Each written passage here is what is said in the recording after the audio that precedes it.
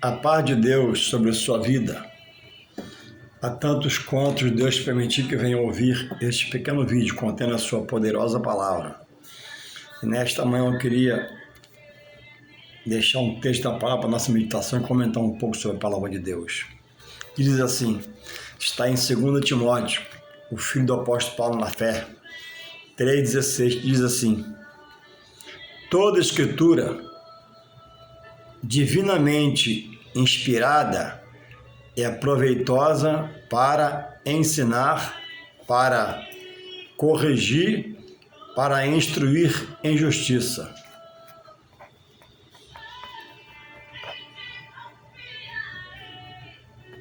Então diz a Bíblia, no livro de Timóteo, capítulo 3,16, que toda escritura divinamente inspirada é proveitosa para ensinar, para corrigir, para instruir em justiça.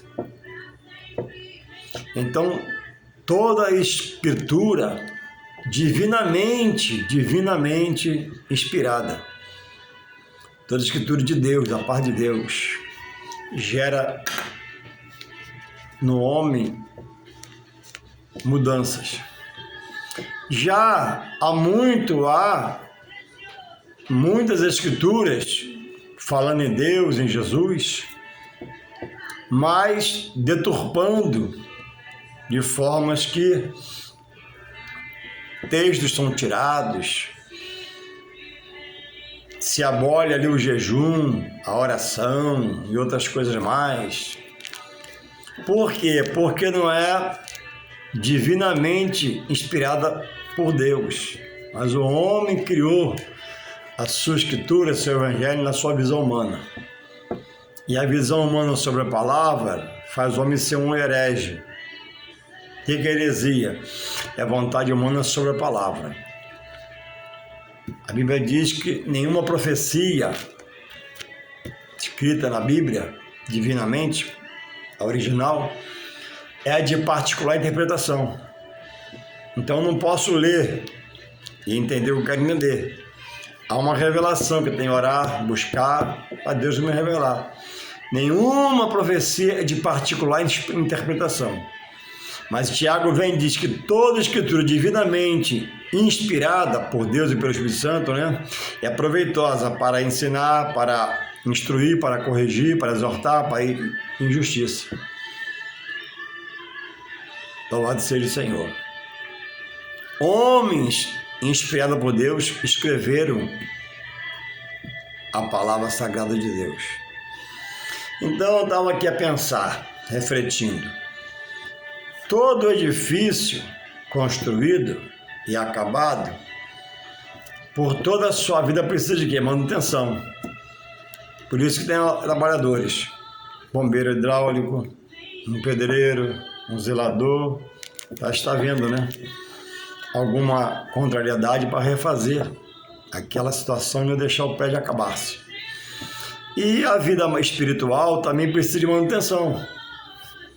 Por isso Deus, na sua infinita sabedoria, criou, estabeleceu em si primeiro a igreja e depois criou os edifícios nas esquinas, nas ruas, nos bairros, cidades, para que o homem vá até lá e aprenda dele, porque a fé vem pelo ouvir e ouvir a palavra de Deus.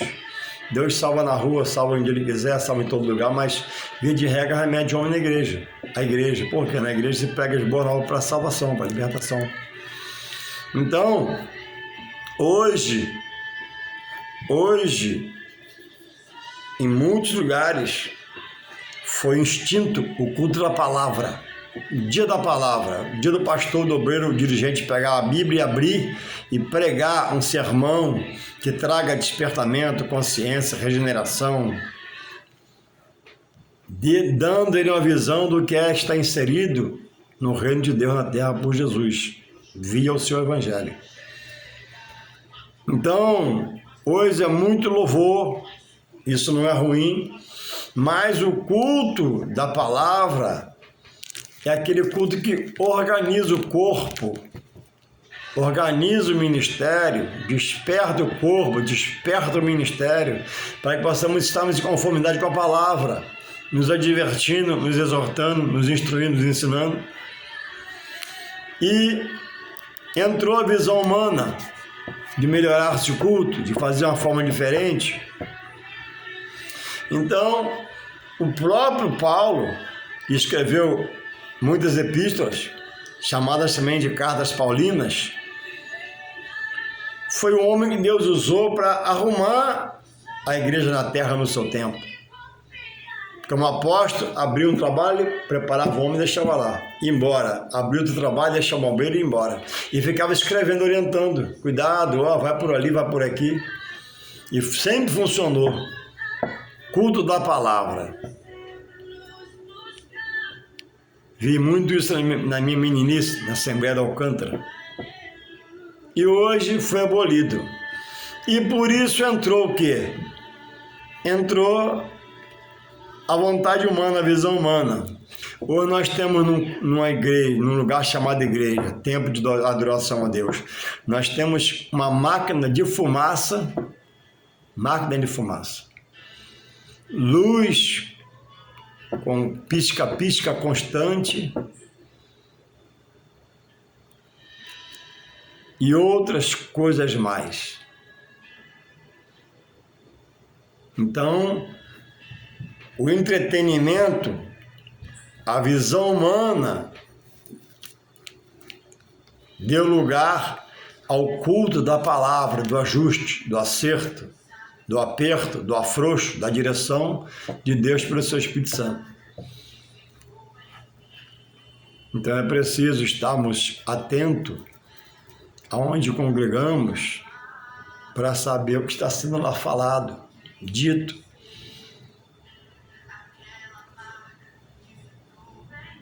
Há uma necessidade do culto da palavra, porque a palavra, ela está acima de tudo e de todos.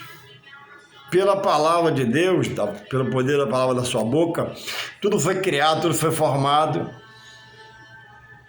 E nessa fala de Deus foi institucionalizada a igreja, como Jesus sendo cabeça. Edifício central, pedra angular, pedra de esquina, onde Deus proveu um ambiente para mim pegar minha família, entrar por suas portas, sentar, me acalmar, me refrigerar, recebendo tudo isso pela palavra.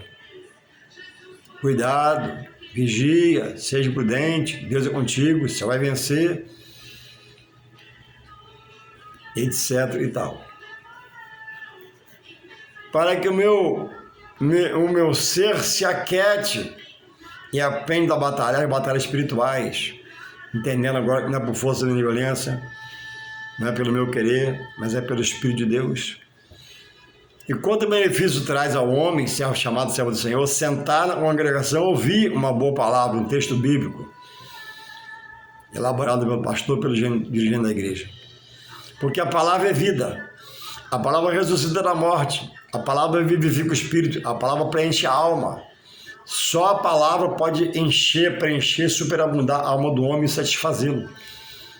Quantos têm carro, casarões, mansões, piscina, avião e são insatisfeitos porque falta a palavra de Deus. Mas bem-aventurado aquele que ouve e crê. Receberá o conforto, o consolo, a paz, o refrigério que a palavra tem, porque a palavra tem a ação do Espírito Santo de Deus. Quando ela é lançada, pregada, falada, ensinada, para instruir, ela vem um refrigério, um refresco, consolo, bálsamo, para me aquietar e dizer, não, eu estou no caminho certo, eu vou ficar em Deus. Então, esse culto foi extinto. E há uma sede de Deus, há uma vontade de conhecer mais a Deus, mas não há um ensino prático na palavra, na exegese da palavra, na hermenêutica da palavra. Mudou-se muito e quando se ensina, não é como diz aqui em Tiago, né? Divinamente inspirado. É a vontade humana, coisas do homem.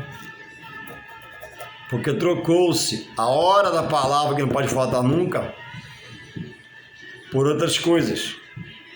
Não que outras coisas todas sejam para não serem praticadas, não, mas o excesso está na prática delas e faltou a palavra, e roubou-se o culto da palavra, que Paulo tanto orientou os obreiros. E hoje até chegam a dizer, né, que nas minhas palavras tem poder. Se nas minhas palavras tem poder, eu não preciso de Deus. Para que Deus, se nas minhas palavras há poder? Para que eu vou jejuar, vou orar, vou na escola dominical, vou no culto da palavra terça-feira, vou quinta-feira, volto domingo, no sol, na chuva? Para quê? Se minhas palavras têm poder, eu tenho em mim, para minha vida e minha casa, minha família, autossuficiência, não preciso de Deus. Mas a Bíblia diz que eu sou limitado, sou fraco. A quem reconhece. Então, há poder nas palavras de Deus. Eu, quando ministro a palavra de Deus, essa palavra tem poder. E se Deus quiser, nem sempre acontece, porque em Deus, só em Deus está o querer efetuar, pelo seu poder, Ele faz acontecer. Mas eu ministrei a palavra dEle. Há poder nas palavras de Deus. Há poder nas palavras de Jesus. Deus diz e faz, promete e cumpre. Eu, às vezes, digo e às vezes me esquivo para não cumprir alguma coisa. Às vezes eu falo, me arrependo, quero desfazer o que eu falei. Sou homem, sou limitado, sou mortal. Como que há poder em minhas palavras? Se houvesse poder em minhas palavras, as minhas palavras, minha vida seria outra. Eu estaria agora no Senhor firmado, mas se pudesse viajando, numa boa estrada, com um bom carro, um bom dinheiro no bolso, numa boa pousada, outra coisa qualquer, mas não estava agora lendo a palavra, falando da palavra, nem teriam a Bíblia talvez, porque, como alguns já disseram nas palavras, né? Eu seria um semideus. Deus é Deus, eu sou um semi, um quase Deus. Olha só onde chegamos. Porque falta a palavra. Só Deus é Deus, só Deus é santo, só Deus é onisciente, onipresente, onipotente, só Deus é justo, só Deus é fiel. Eu busco ser fiel, mas falho. Eu busco ser justo, mas falho. Falta da palavra faz entrar heresia, entrar vontade humana, desejo humano, práticas humanas sobre a palavra de Deus. O homem vira um herege. Aí condena coisas sobre as quais ele não sabe, delira, se fez louco espiritualmente. Então, há poder em minhas palavras. Há um livro sobre isso, né? Se há poder nas minhas palavras, eu não preciso de Deus. Para que buscar Deus se há poder em minhas palavras? Para que se humilhar a Deus se há poder em minhas palavras? Para que me inclinar a Deus se há poder em minhas palavras, irmãos? Então, o não estudar leva o homem a errar. Deus, que é misericórdia, sabe quem está na rebeldia, quem está na ignorância de não conhecer. Então, onde você congrega é importante para você receber a revelação do Espírito Santo, pelo obreiro que está lá, que é dedicado, que pratica, exercita a fé, a mansidão, a justiça, a fidelidade, procura fazer a sua parte, e Deus se revela a ele, ele prega a boa palavra, e aquele herege, o lambão, o mercenário, que a Bíblia diz, só que é isso, e você está lá agarrado porque não estuda a palavra. Citam até, né, Ezequiel 37, a passagem sobre o Vale dos Ossos Secos, que tipifica o povo de Israel, lá no cativeiro. Estavam mortos espiritualmente, por isso foram para lá. Foram rebeldes cá e Deus deixou ir para o exílio. E lá havia profecia, né, de restauração e houve, que Deus é fiel, Deus faz e fala e faz, promete e cumpre. Mas desses textos são tiradas essas coisas, né? Há poder em minhas palavras, ó, na minha palavra não há poder. Se houvesse poder na minha palavra, eu mudaria tudo ao meu redor e de redor. Não haveria dor, não haveria aflição nem angústia. Há poder na palavra de Deus. Quando nós administramos a uma cura, a um necessitado, a um aflito, a uma salvação, a uma libertação, contra uma manifestação maligna, aí há poder. E quando Deus quer, nem sempre fala naquela hora minha, porque Deus é Deus, saberá dele, está em mim o clamar, o buscar e interceder, mas o agir está em Deus. Louvado seja o Senhor. Então a pessoa cita lá Ezequiel 37, né? Mas se você observar, se você estudar a palavra, se você crer, observa lá. O vídeo não dá para ficar muito grande, então eu estou só aqui abreviando. Ezequiel 37, 4, vê lá. Deus manda ele profetizar. Veja lá. Ezequiel 37, 9, Deus manda ele profetizar. Vê lá. Ezequiel 37, 10, Deus manda ele profetizar. Vê lá. Ezequiel 37, 12, Deus manda Ezequiel profetizar.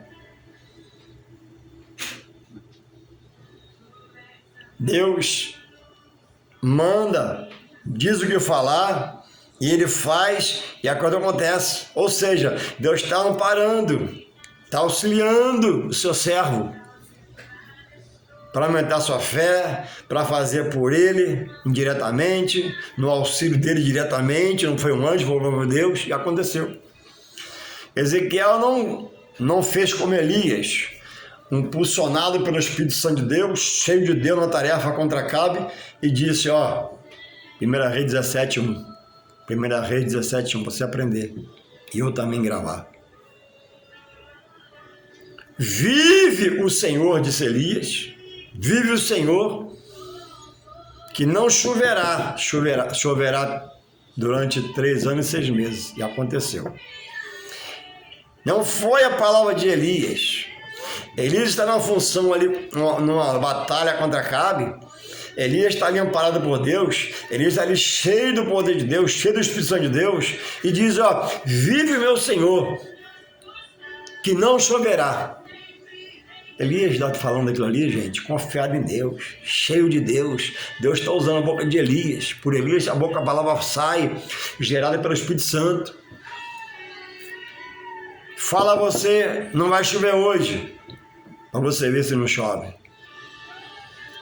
Fala você, por conta própria, e vê se a palavra vai germinar na soberba ou na falta de entendimento. Então, a palavra divinamente inspirada por Deus, ela tem um poder. Tanto é que Deus fala, né? Eu velo pela minha palavra. Então, aonde você vai, você que visita muito, gosta muito de movimento de fogo, de pula-pula, a palavra divinamente inspirada.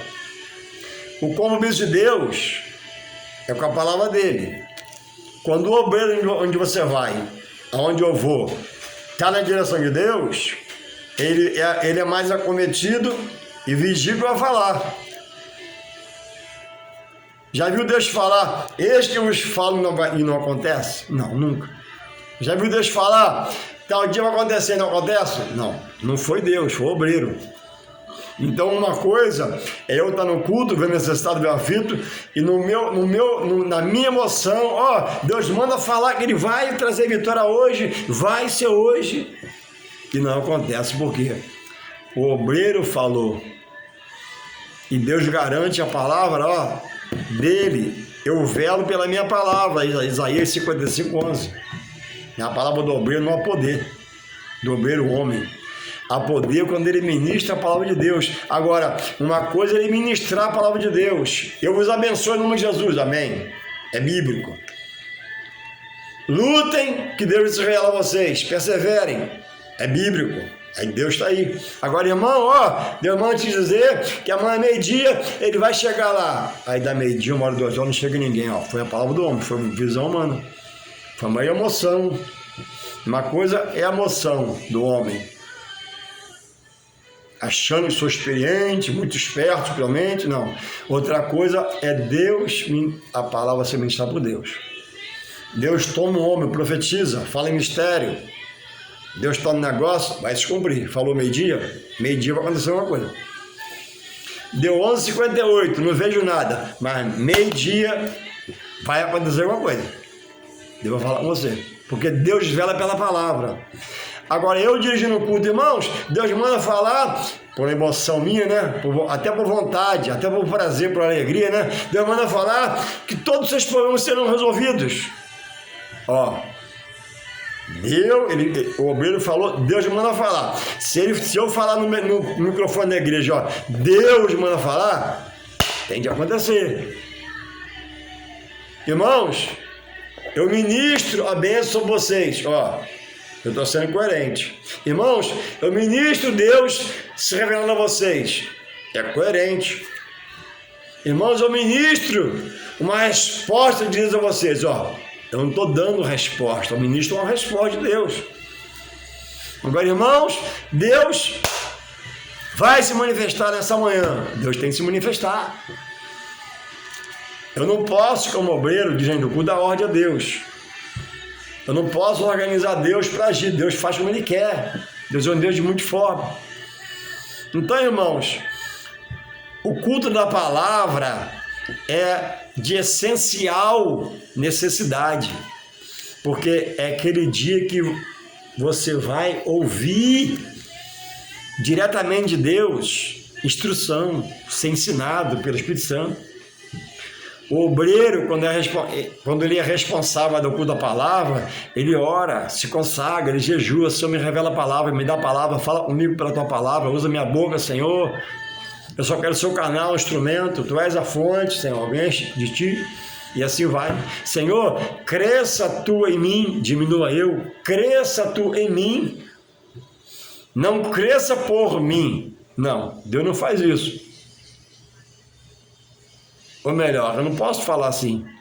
Deus, cresça por mim nessa noite, não. É Deus, cresça em mim, diminua eu, como disse o apóstolo João.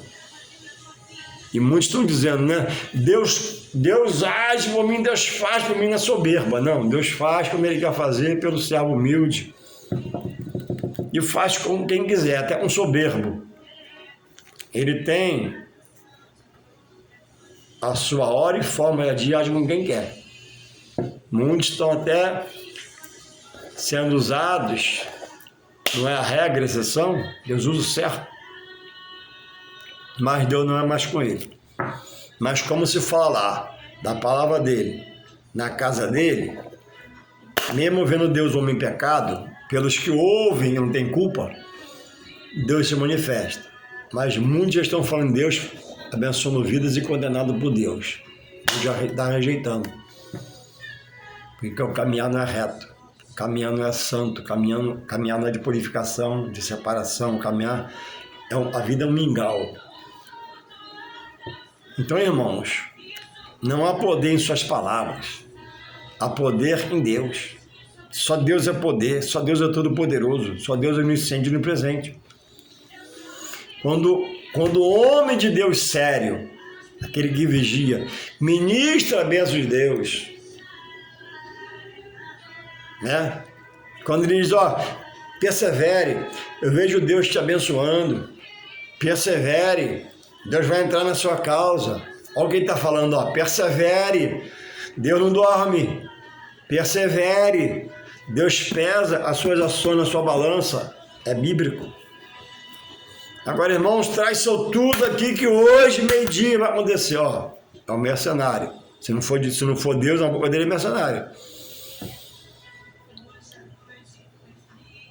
Não é, irmãos, pelo sacrificar, estuda a palavra, mas é pelo obedecer.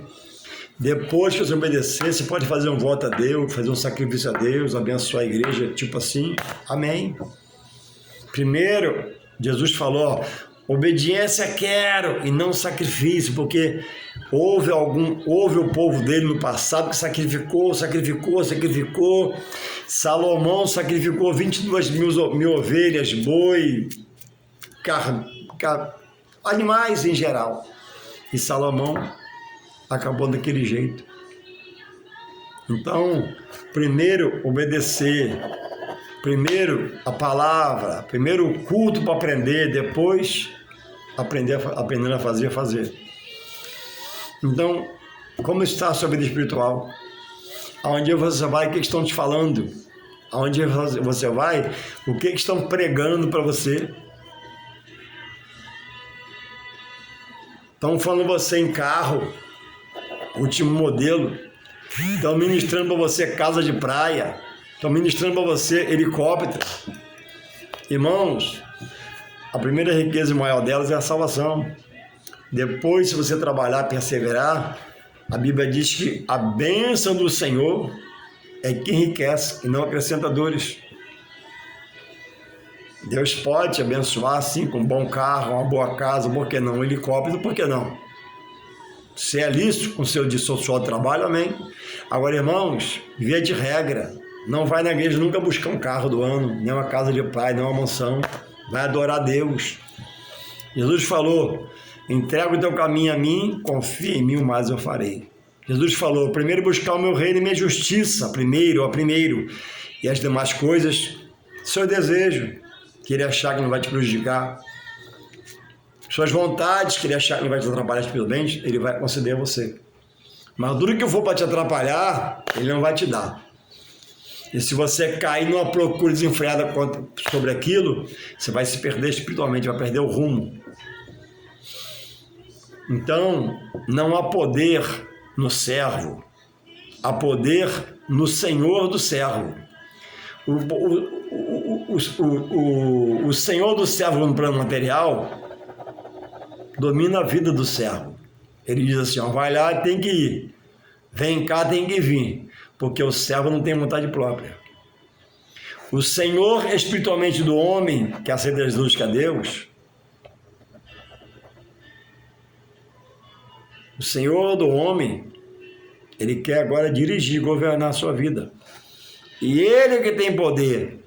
Então, em Deus, eu modifico a minha carne, com os prazeres da carne, vaidade da carne, pensamentos carnais, para agora, inserido no reino de Deus por Jesus, a sua palavra em mim, me transforme, me mude, me ajude, me oriente, me ensina, me instrua, para me ser uma pessoa melhor, ser um servo melhor cada dia. Então Jesus fala assim, ó, quem quiser vir a mim, quem quiser, a opção está aberta. Negue-se a si mesmo, toma sua cruz e siga-me. Estou em Jesus, mas quero tudo. Não, não é mais assim. Na carne era assim, agora não. Estou em Jesus, mas posso tudo. Não, em Jesus não. Jesus vai filtrar a sua vida agora.